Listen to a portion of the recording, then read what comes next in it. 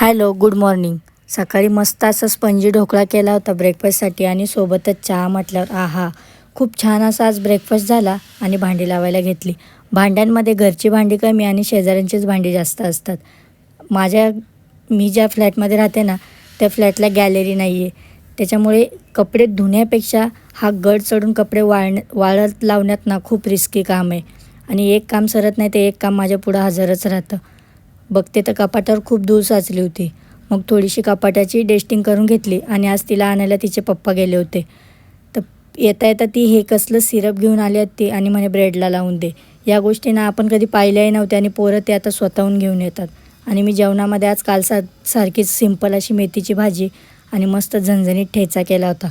ठेच्याची recipe मी upload केलेली आहे, बघू शकता. खूप छान असा हा ठेचा होतो आणि सोबतच पापड भाजला होता.